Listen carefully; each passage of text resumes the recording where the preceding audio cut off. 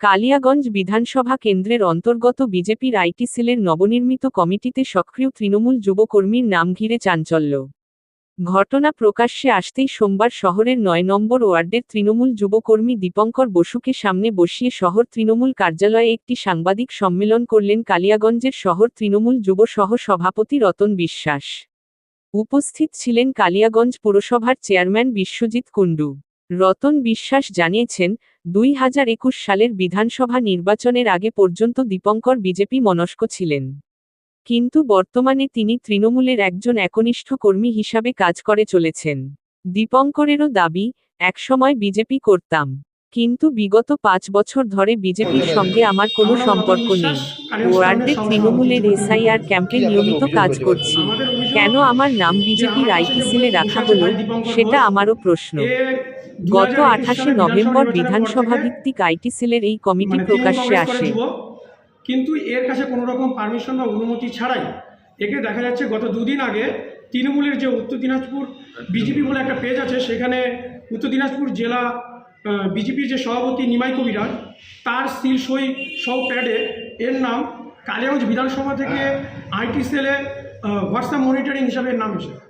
কিন্তু এর কাছে যখন এ আমাকে ফোন করে তৎক্ষণাৎ জানায় যে রতন, আমি তো কোনোদিন বিজেপির সাথে ২০২১ সালের পরে কোনো সম্পর্ক করিনি, যোগাযোগও করিনি, কিন্তু হঠাৎ করে দেখছি আমার নাম বিজেপির ওরকম আইটি সেলের নাম আছে। আর তারা আমাকে বারবার বিভিন্ন রকম ফোন থেকে ফোনও করছে আর বারবার বিজেপি করতে বলছে। তো তার জন্যই আমরা এই খবরটা যখন আমাকে দীপঙ্কর জানায়, আমি তৎক্ষণাৎ আমাদের যে জেলা সভাপতি যুব তৃণমূল কংগ্রেসের কৌশিক গুণ আছে তাকে জানালাম, এবং আমাদের শহর সভাপতি মাদার কমিটির সুজিত দাকে জানালাম, এবং তাদের অনুমতি নিয়ে আজকের এই প্রেস কনফারেন্স করছে।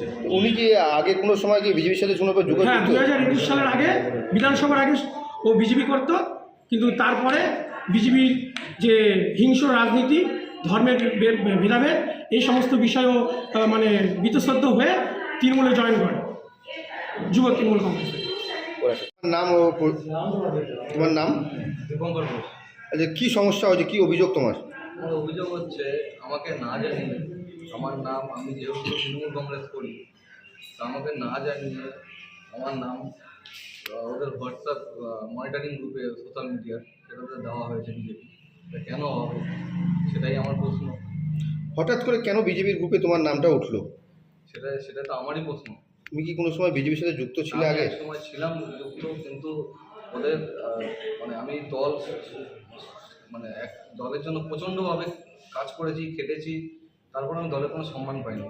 তো তারপরে আমি আমাদের যুবর রতন, আমার বন্ধু হয়, আমি সুজিত দা, আমাদের সভাপতি, টাউন সভাপতি, তাদের সাথে কথা বলে আমি যুব তৃণমূল কংগ্রেসে যোগ দেওয়ার পরে আমি তৃণমূলে ভালো মতোই কাজ করছি। ইভেন এই সামনে এসআইআর যে ক্যাম্প চলছে আমাদের ৯ নম্বর ওয়ার্ডে, সেখানে আমি রতনের সাথে কথা বলে আমি ক্যাম্পেও বসেছি, ক্যাম্পে ফলোও করেছি।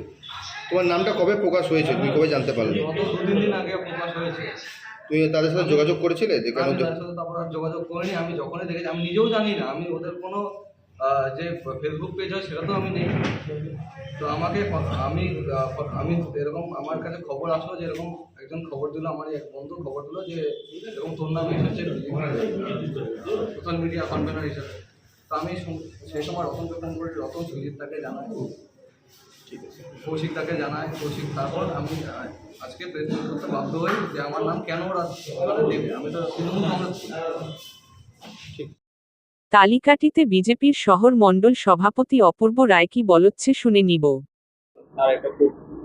দেখুন, এটা তো বিধানসভা ভিত্তিক, আমি তো মণ্ডলটাই দেখি। তো যেটা আপনি বলছেন সেটা আজকে আমাদের যে রিপোর্ট বেরিয়েছে সেটা দেখে আমি বুঝতে পারলাম।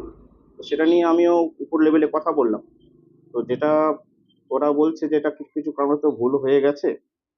তো আমার যেটা মনে হচ্ছে যে ২০২১-এ যেরকম ভুল হয়েছিল, যেটা তৃণমূলের অনেক ভূত আমাদের বিজেপির মধ্যে ঢুকে আমাদের বিজেপি সংগঠনকে নষ্ট করেছিল, সেরকম ভূত আমাদের সংগঠনে এখন পর্যন্ত আছে।